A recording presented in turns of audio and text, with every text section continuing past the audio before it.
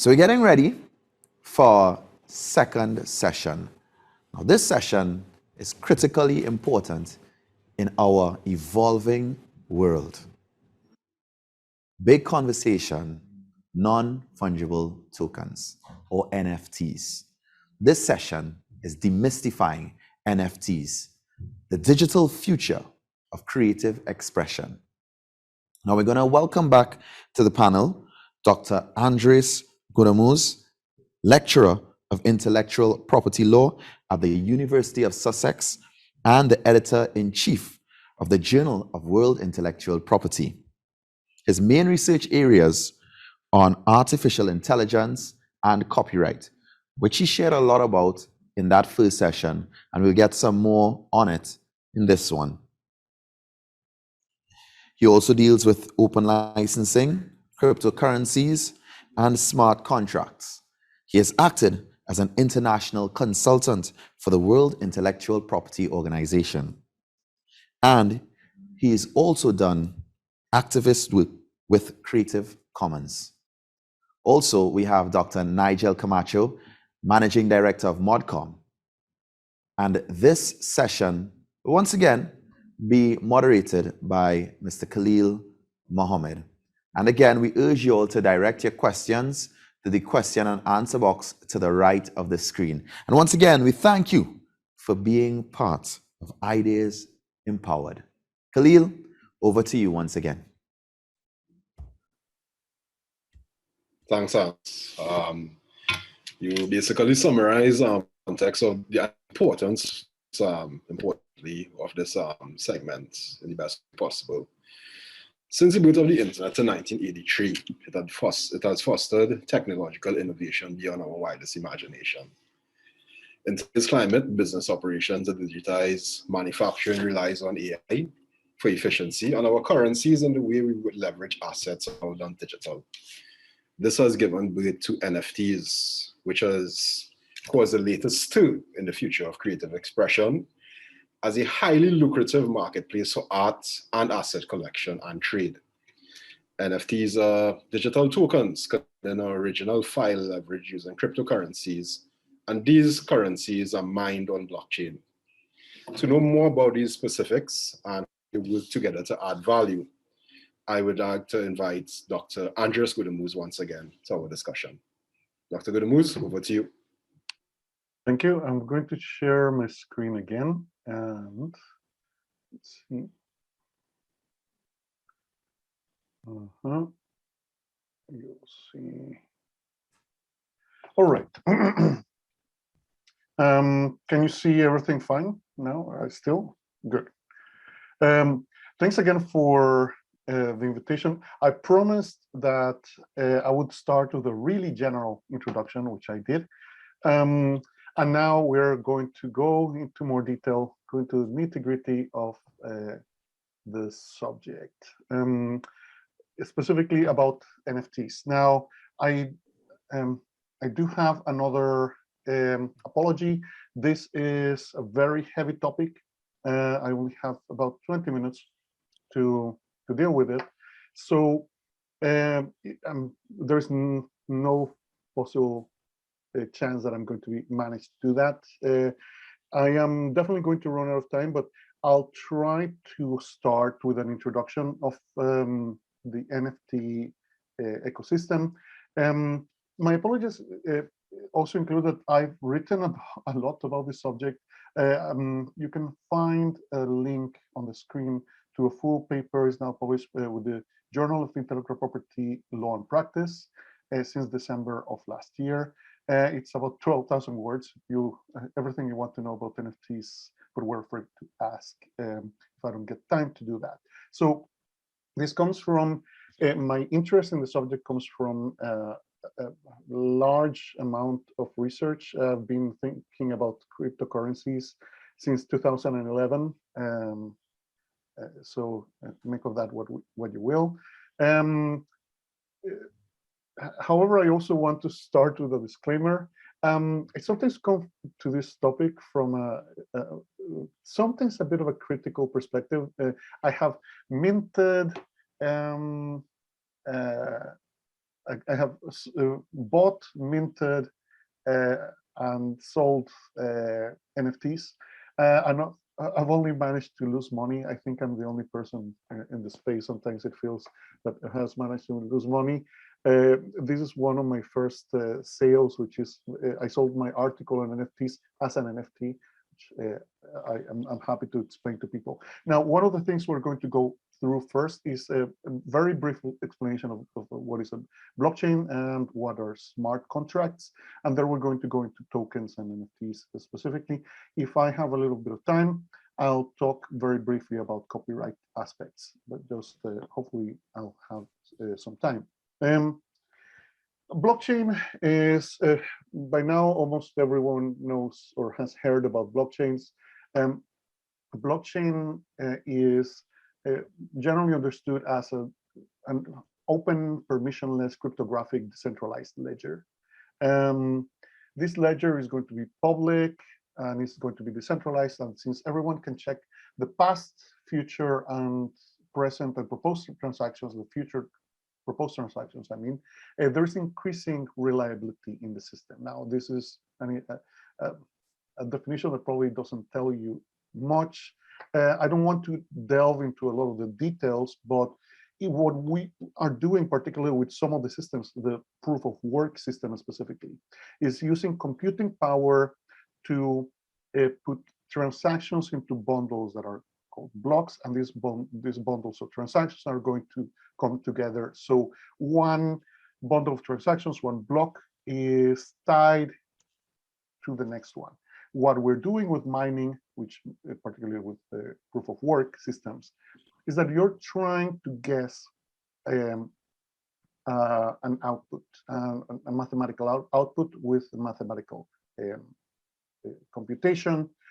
And that is, whoever guesses that right is going to be awarded or is going to be rewarded with participation with the reward of the block. Now, and all of this is what it looks like in reality. Whenever you have a transaction in the blockchain, is going to be presented as an address, and this is an address that is public. Everyone can see what I did when I printed it, which address it came from, if it's a transaction, which address it's going to. So that is, generally speaking, very, very broadly speaking, blockchain. I know I'm probably butchering the technical explanation, but what's interesting for us is whatever it happens, all of this information is in a public ledger and everyone in the world can see it. So that is one of the most important elements that we're going to see. Then we have the concept of smart contracts. It is a bit of a strange name. It was created by Nick Szabo, or coined by Nick Szabo a few years ago. But the problem is that smart contracts are not always contracts in the legal sense. So sometimes it can be a little bit confusing. What we're dealing with specifically is a type of code. It's usually implemented in a common language. One of the most popular nowadays is Solidity, which is used in the Ethereum environment. And this is going to be pegged to a cryptocurrency for automated payments and transactions. So you have smart contracts in the Ethereum environment, in the Tezos environment, in the Solana environment, et cetera, et cetera. And these transactions, this contract gets written into the blockchain. So it's going to be, the code is actually going to be public as well. This is immutable code. Immutable has a bit of a weird connotation. We can deal with that later. But most importantly is that we are talking about openly verifiable transactions. Okay. All right, yeah. Thanks. Sorry, I just received the chat. All right. So yes, I'll take advantage of that. Thanks very much. What we're dealing with usually when we're talking about tokens and smart contracts, a token is actually a version of a smart contract. By the way, a smart contract can be anything. What I meant, I should probably specify this. Smart contract is something that you can write into a blockchain, but it doesn't necessarily need to be a contract, a legal contract as we understand it. Sometimes it's phrased in if-then formulations, but sometimes you can use a smart contract for things like declaring eternal love. I've seen smart contracts and things like that, or just to make any statement. One of the uses of smart contracts is called a token. So a token is really just a digital representation of goods, or a good or a service that is going to be written in a blockchain.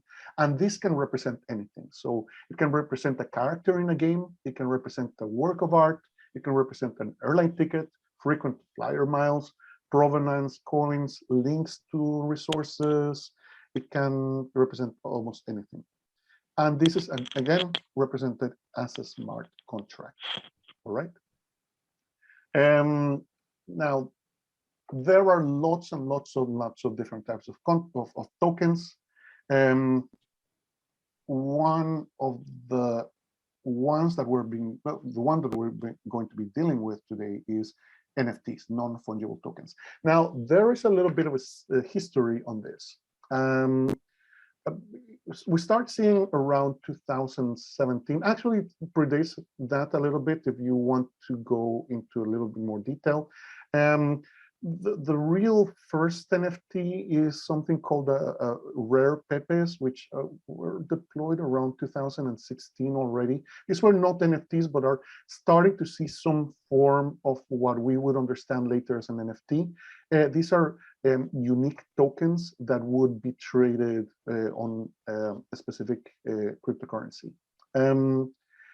These were sort of the first ones. They were going for a few thousands of dollars at the time. But really what we understand as the first implementation of NFTs that we recognize today are CryptoKitties and CryptoPunks. CryptoKitties were probably the first, which were tokens that were representing cats.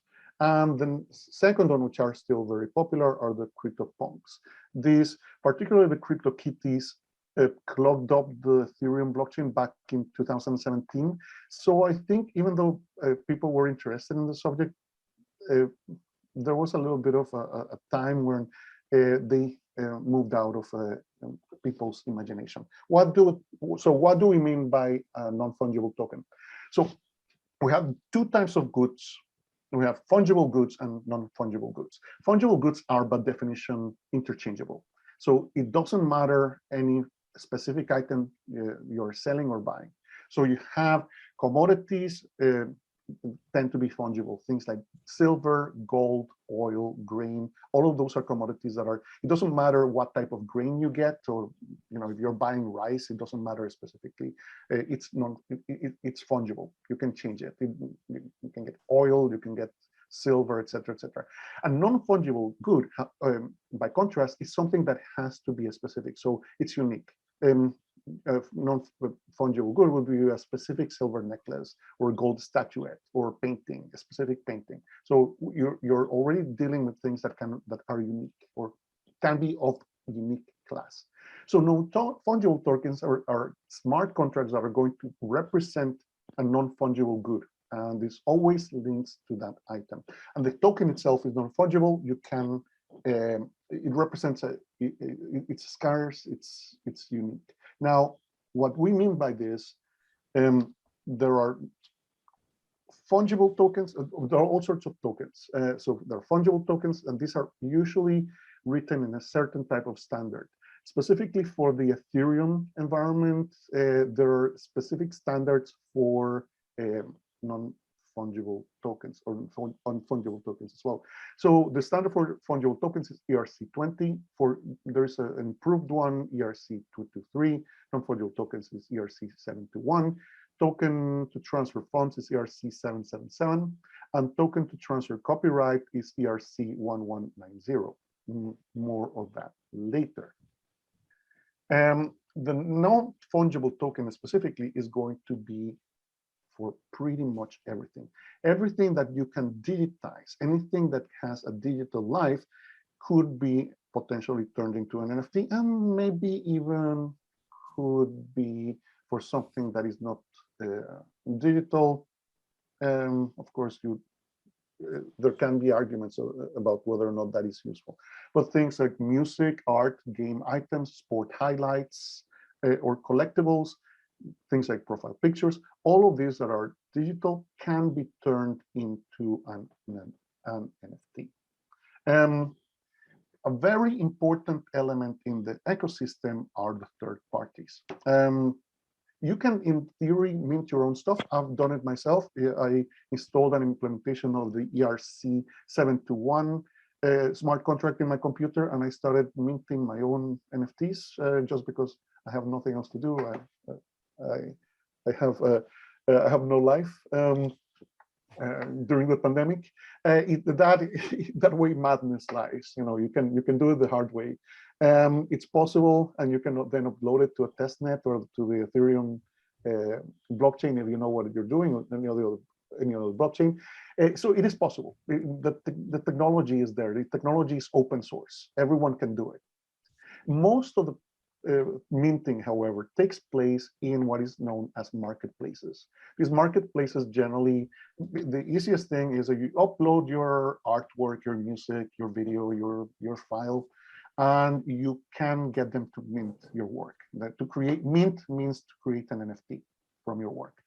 These marketplaces are going to act as third parties between the buyer and the seller. They may take a commission. And also transaction fees that are going to keep the network operating. This is generally known as gas. It can be quite expensive. One of the reasons why I've managed to lose money, even I've sold some NFTs, is because of the gas prices were prohibitively expensive. Now, there are ways around this. The most popular is OpenSea by a large margin. It is the biggest marketplace out there. Then there are others like Mintable, Rarible, Cent, Foundation, you name it. There are lots of different ones, Polygon as well, etc., etc. Okay, so there are marketplaces. These are third parties where you can mint and sell your NFTs. I would normally classify them. This is my own classification. I'm happy if people disagree with this classification, but I think it works quite well. That there are three types of NFTs. The first one is where the work in its entirety is uploaded to the blockchain. This is very rare due to prohibited cost, and this is a feature, not a bug. It costs a lot of money to upload information into the blockchain. It starts at about 100. The last time I checked, and these figures might be completely outdated, it was about $140 for 1 megabyte, but maybe it's gotten even more expensive. So it can become really prohibitive, and particularly if you don't want to sell your things at a very large price, it can be very, very difficult. So this is very rare. Then the second one is the NFTs, a smart contract that supposedly transfer copyright. This is also very rare because, in my opinion, just clicking transfer copyright of a purchase, it doesn't work from a legal perspective. If we have time, I'll go into that. Oh, sorry. And the third one is the most common. The NFT is just code. It's just a code that is uploaded to a blockchain. All right. This is for an example of on-chain assets. CryptoPunks can be considered to be an on-chain asset. And there is something called Avastars, which is one of the few projects which they upload the entire image to the blockchain. I will let you decide on whether that is a good idea or not based on this. This is an example of a licensed class asset, the very famous Bored Apes, or Bored Ape Yacht Club, which all of the celebrities are starting to buy and trade.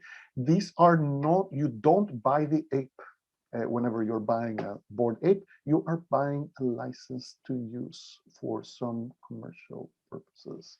So we can talk about that. But people talk, oh, this is my ape, and I sometimes scream, no, it's not your ape. You just bought a license to the ape. It's not yours. There is no copyright that exchanged hands. This is the most common type of token. It's, as I was saying, the ERC-721, where you have an asset. you have the token that is going to have the metadata that is going to have the different elements of the artwork. So metadata, what do I mean by that? This is literally what I mean. The ERC 721 standard only has two requirements: contract address and the token ID. So those two are the NFT. That's it. An NFT is just two entries into a database.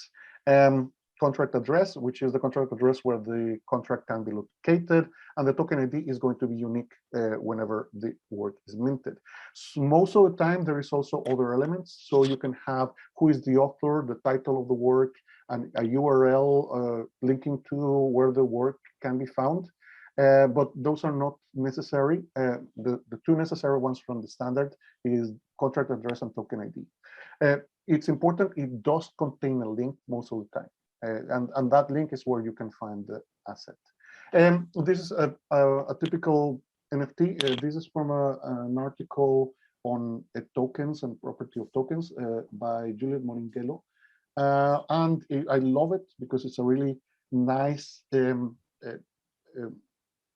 it breaks down what is in an NFT. This is an NFT. Whenever someone shows you the image is not the NFT. The image is not the Bored Ape. The image is this. I mean, the NFT is this. You are buying a link to an image. So it has a link, it has the token name, token ID, contract address, and sometimes the address of the creator, so you can verify that this came from someone. All right. So it's pretty much these two lists. Or okay, some statistics, and I think I'll have time. I've been told that I'll have time to, because we're very quick on the first session. That was my intention. So interestingly, this is from a paper on Nature that was published in November of 2021. So it's quite recent, and they were looking at the average, what is the environment for NFTs. So apparently I'm not alone in not making any money from NFTs. About 75% of all NFT assets are sold for lower than $15 US dollars. And only 1% of the assets are sold for over $1,594. I don't know why that precisely. I think it was just to bring the 1%. Of the top 10% of all traders perform 85% of all the transactions and trade at least once 97% of the assets. So this is a very small closed market. Even though there are a lot of participants, the whales are the ones that rule the market. And NFTs also price correlates strongly with the price of the NFTs previously sold within the same collection. So if your collection is successful, if the Bored Apes are successful, most of the other Bored Apes are going to be successful. I can tell you from experience, I've been trying to sell a llama for months, and it hasn't shifted. So make of that what you will. How does it work in reality? I actually went and created a few NFTs. So I started with this work, which is, I generated this with a tool that follows your finger, in the trackpad in a Mac.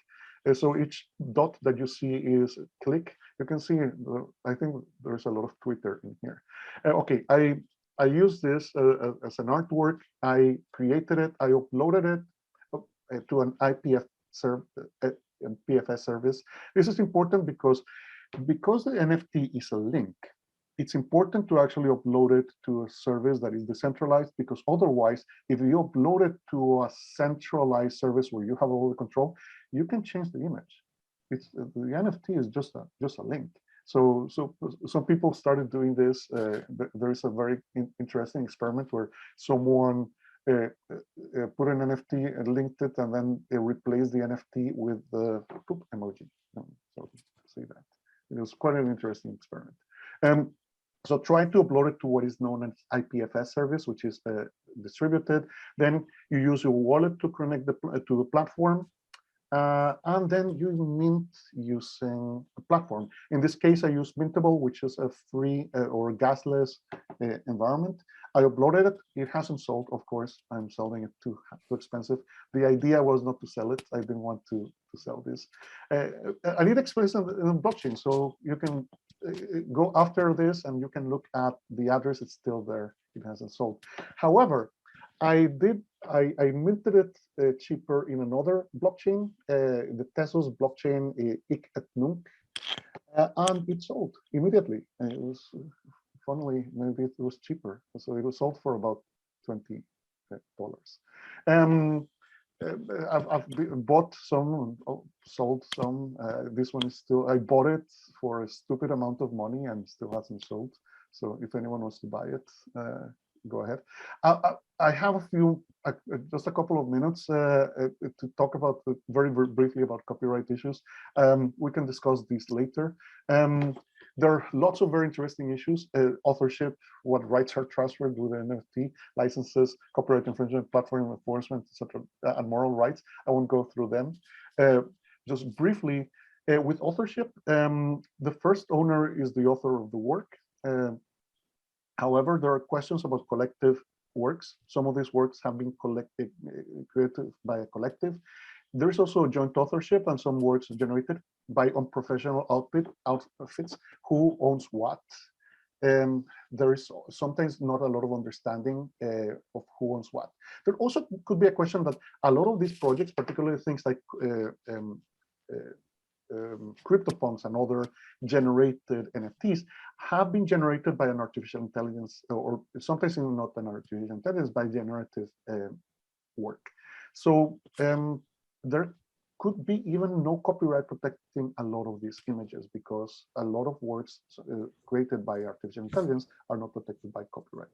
Just so, and quickly, transfer of rights. I don't think that there is a transfer of rights. I'm sorry, but I don't think that you get any rights when you get an NFT unless you get a contract outside. And as I was mentioning, you get a license. So with projects like Bored Apes, you could be eventually getting a license to a work. So I'm going to bypass that. I think we'll make the slides available, because I'm aware that I've run out of time. And any questions, I'll be more than happy to answer. Thanks. Thanks a lot, Dr. Goodemuse. Very insightful presentation. I think what this presentation has done, anyone who has just heard the term NFT or crypto, this has actually gave them a full understanding of what it actually is. And also from a holistic view, it gives the supernova benefits, but it also gives that are necessary for such. You would have mentioned with regards to the transfer of ownership, there are some issues where a smart contract or a contract to that extent has to be done to initiate that transfer. And who I have next is Dr. Nigel Camacho, Managing Director of Mocomm. Most of us in Trinidad will know Dr. Camacho as the go-to dentist for all your procedures. But Dr. Camacho, apart from his dental and medical practice, he has also started this company called Mocomm, which has partners with 25 years experience in IT, in crypto, in the blockchain. So they're in a very safe space, and what they plan to do is to leverage NFTs and cryptos to the better of the Caribbean creative throughout. As you know, in the Caribbean, we have a wealth of history in sports and culture, and it's about time it's leveraged in the most efficient way possible. So I'd like to hand over to Dr. Nigel Camacho of Mocomm. Floor is yours, sir. Thanks, Khalil. Thanks a lot. And, that was a wonderful presentation from Dr. Goodemuse. I feel humbled to be talking after Dr. Goodemuse. My brief presentation is going to be very different from Dr. Goodemuse. I'm going to take a more pragmatic approach to the introduction of NFTs into Trinidad and Tobago. It's more of a story than actually trying to inform people about Goodemuse, about NFTs, sorry, because I'm not in a position to do that. I honestly feel like I've been preparing for this brief presentation for most of my life.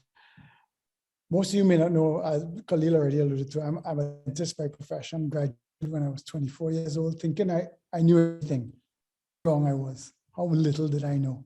I came back to Trinidad in early July 1990, ready for the world. July 10th, I started practicing, and 17 days later, there was an attempted coup in the country. What a welcome home. I first dabbled in technology 15 years later in 2005, where I was able to help TST in terms of switching out. I acted as a consultant, helped TSTT in terms of switching out their outdated ATM backbone network into their IP core network, their protocol network with Huawei. We were on our way after that. Then the whole preparation towards Mocomm started from then and continues today. After that piece of introduction to technology, then I realized how important technology was in terms of life. I was able to introduce technology into my practice as early as 2009. And this forever changed my life as the way I practice and the way I am as a dentist. I believe I'm a better dentist now because of technology. I know technology works, and I think everybody needs to embrace technology. But a little bit about Mocomm, and Mocomm was created out of this and has been evolving over the years to what it is becoming today. Mocomm, as Khalil alluded to, was very fortunate to team up with an international partner, Itaca Technologies Limited out of Madrid, Spain, just before the pandemic. This is a company that had 25 years of experience in the IT, ICT, IoT space. Itaca is based in Madrid, Spain, and a very powerful partnership started between Mocomm and Itaca, and it's still developing, hopefully to benefit the region in sometime in the near future. The principals at Itaca decided to throw full force behind Mocomm, develop Mocomm into a company that would sell technological solutions as a service, a work in progress over the past 2 years.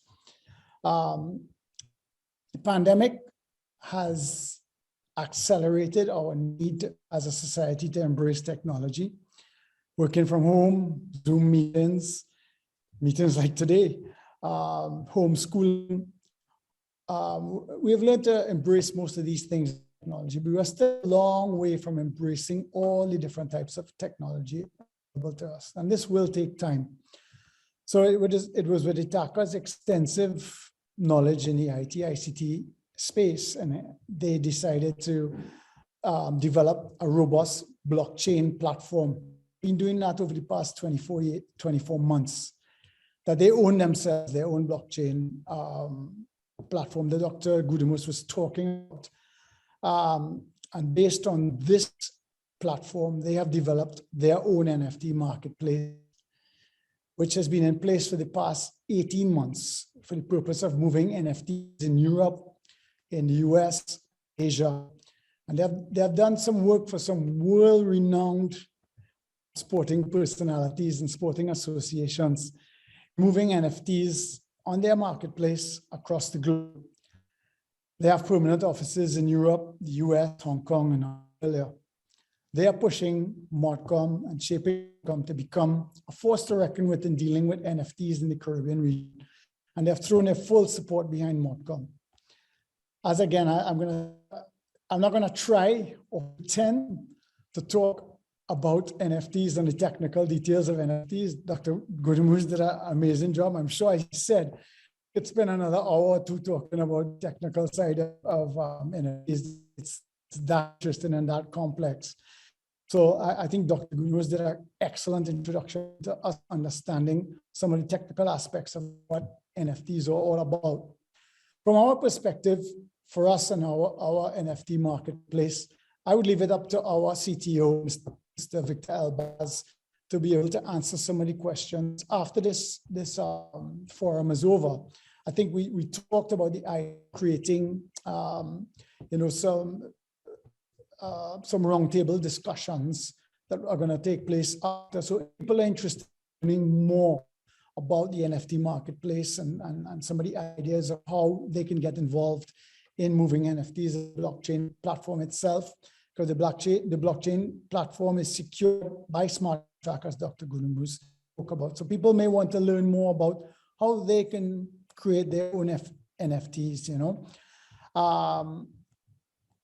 What I'm here to do is touch a little bit on our amazing intellectual property in both sport and culture in this part of the world. I'd have to start with my favorite topic of all, which everybody kind of knows Khalil talked about, which is cricket. I'm currently president of the Cricket Club and a co-founder of the well-known West Indies supporters group, the Trini Posse. Cricket has positively impacted my life since I was a little boy. I was fortunate enough to grow up in an era West Indies cricket was dominant. We were a force to reckon with on the world scene.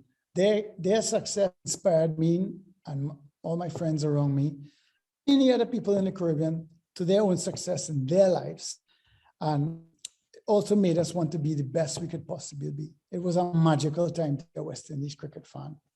Unfortunately now, we are the perennial whipping boys of world cricket for the past 25 years. Last night, though, however, we did play a lovely game of cricket last night and won against England. For anyone who saw it, against England and Barbados, it was an awesome experience. But I truly and seriously believe that West Indies cricket, the success we enjoyed, has helped us shape us as a people, a Caribbean people. Our stars in cricket through the years, they're known throughout the cricket world. They're revered and loved throughout the cricket world. People like Sobers, Richards, Brian Lara, just to name a few, there are many others.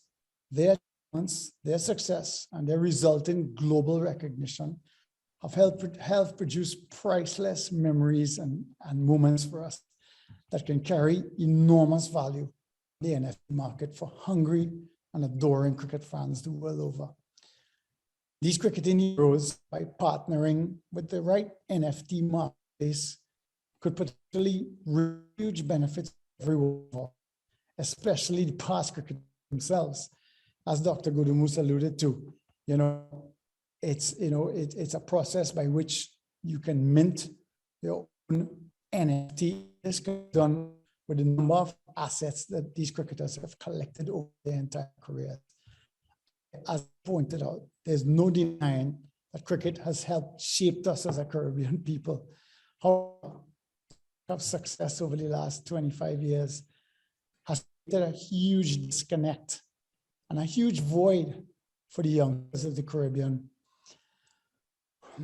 who have lost touch with what West Indies cricket means to us, the older folks in the Caribbean who really relish cricket. Educational benefit from these digitally minted collectibles with supporting narratives could end up being priceless, helping to reconnect the lost generation of West Indian, their true Caribbean identity. This benefit cannot be understated. They can learn more about our development as a people, our history as a region through cricket. The benefits of these NFTs can go way beyond the boundary. This is hugely exciting for all of us. It is definitely educational, and it could actually be nation building at a time when we truly need in today's society. At QPCC, we are planning this with our incredible historical assets that have been collected in our museum over the past 130 years as we create a virtual museum experience and be part of the educational syllabus for youngsters in Trinidad and Tobago and the Caribbean, for that matter, to teach them more about themselves. It will be a great tourist attraction for the many cricket fans around the world as well. It can be informative, educational, and entertaining. This, I understand, is also being pursued by FCB and their foundation. This is great news for Trinidad and Tobago. While I elaborated on just one sport, cricket. This can be replicated all the other sports that we play in this part of the world: football, athletics, cycling, and others. Even given our rich history in this, our number 14 icons and heroes we've had over the years, bringing glory and pride to the region. We have extremely talented people involved in our art and culture, whose intellectual property and creative genius have impacted people all over the globe. TNT Carnival is now a global event we touched on later in this particular forum. Legends that have been touched on, like Peter mentioned, already alluded to in this particular piece. They have Tantan, their intellectual property that was featured in the Olympic Games back in Atlanta in 1996. I think through NFTs, we can share our incredible intellectual property with a global audience. People all over the world can learn from this. Thank you very much. Khalil, turn it back over to you. Thanks a lot for that, Dr. Camacho. I think you certainly touched not so much on the product itself, the relevance as to why this is so important to us as a people. For years, our culture has been what has brought people to our shores. And I'm not talking about Trinidad, I'm referring to the Caribbean on a whole. And due to the advance of tech, there are certainly opportunities to leverage it. What I will do, I'd like to add Dr. Gudemoose back to the conversation as well. And I'd like to ask Dr. Gudemoose this question of his insight on this.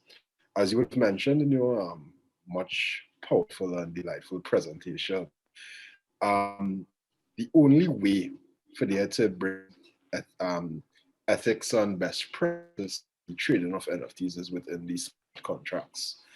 Dr. Camacho and the Mocomm team have been working on an initiative very tirelessly, and it is now in the final stages to have our cricket archives leveraged. And the benefits of that will not only be to the for the business side, from the person who's supplying the NFTs to the person who's. Also, there will be provisions within those smart contracts to those retired players and also the current players for their royalties and image and likeness within those NFTs. I'd like your take in terms of what this could do as a catalyst to pushing that best route. Yes, it's. I have to say, it's obviously it's a really excellent proposal. I think using the NFT marketplace to produce or to encourage the dissemination of the culture of sport. It's already been done successfully by the NBA in the United States with what is called the NBA shots or top shots. They have been very successful in putting clips of part of the history of basketball into an NFT and then market them and sell them. So it's absolutely viable. It's as I was saying, from a technical perspective, you can. There are only two requirements for the NFT, but you can add absolutely anything, and you can add all sorts of provisions and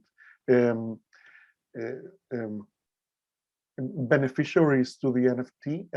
This has to be done, however, by the marketplace. So the marketplace is the one that has to handle potentially royalties that go to benefit someone else from every sale.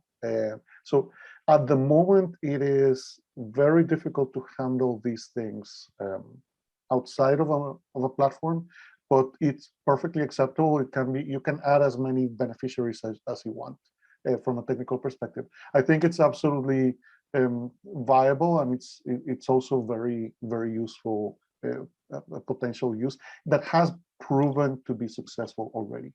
The other advantage of this is that you can control the IP outside, and you can maintain your IP because you're not transferring any of the rights. which is something that I always try to tell people. Make sure that you're not transferring the rights, you're actually keeping the rights. What you're doing is selling memorabilia.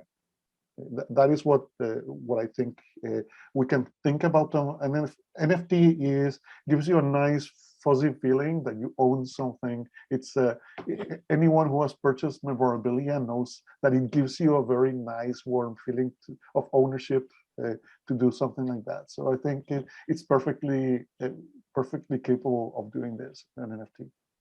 I think what you said there relates to Mr. Azgrali's point, which is that there's a difference between licensing and assignment. And that touches on it perfectly. What I think as well, what NFTs does, as the same way we spoke about, I should say, culture early on as franchise and as a way to bring motivation for people to continue the craft. I think in the new age that we live in, where plenty of the persons now enter into the working world, will get you into creative arts, get you into tech.